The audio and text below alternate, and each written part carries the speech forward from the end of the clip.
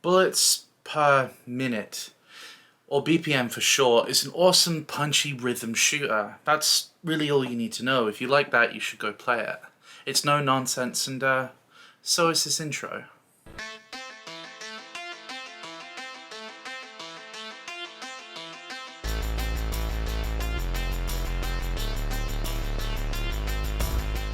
Okay, punchy quote-unquote intro out of the way, let's actually talk about BPM.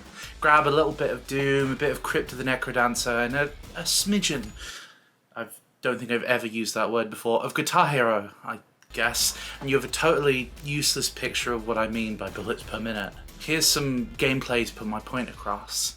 It looks quite Doom-esque in its high saturation, its gameplay is just so raw and visceral. This is combined with a fast, often flirty movement scheme and a total lack of ADS, and you should get kind of what I mean.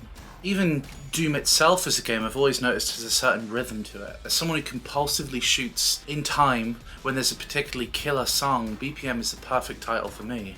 And boy, is the music catchy. It's fairly simplistic metal/rock with some industrial influences, but it's built on trying to make you do this with your head, that kind of head-bangy thing that makes you look a slight bit crazy. This craziness is something BPM encompasses well. Initially, the rhythm can be tough to get used to, but it really induces that focused, blank-eye state you get with particularly immersive games. To put it rather simply, the central gameplay loop has you shoot demons, making your way through levels and floors. You see a rhythm section in front of the screen that pulses on the beat and the upbeat. You can only shoot on one of two sections per bar, making you mess around with shots and plan out animations well.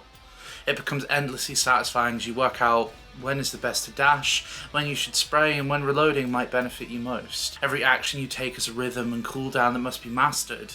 Guns in FPS are very fond of following the same basic functions: R to reload, left click to shoot, not much else. Just like Doom before it, BPM does not do this. Occasionally a weapon can be better in virtually every way, but it might just not fit with your playstyle and you won't pick it up. I love this in games. It enforces that water cooler moment, sharing your best moments and favourite guns. A guide for guns probably won't benefit you for this game because it's all about experimentation. The idea of experimenting and exploring is solidified in its roguelike design.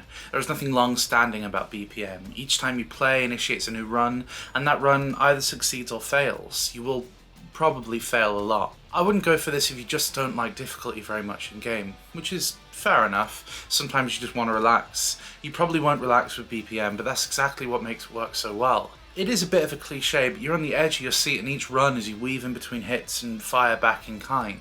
There is something utterly fascinating about the design of BPM. Every single moment is there because of this basic premise. Bugs shoot in rhythm, you dash in rhythm, the entire world pulses around you as you find your bearing and slaughter enemies. And luckily, slaughtering enemies is just so much fun. I think fun is a pretty good way of summing up what BPM is. It's not going to wow you with its story or symbolism, but it doesn't need to, and it's much better as a succinct, complete idea because of it. If you want to rip and tear, but with a little more rhythm, BPM should absolutely be on your radar. And that was my review of BPM. It's, I made it sort of short this time around to fit into the kind of the style of what bullets per minute offers, but if you like that kind of shorter and less ad revenue friendly way of doing reviews, then do let me know. Leave a comment, subscribe, like, all those YouTuber-y things. Yeah, thank you for watching. Bye.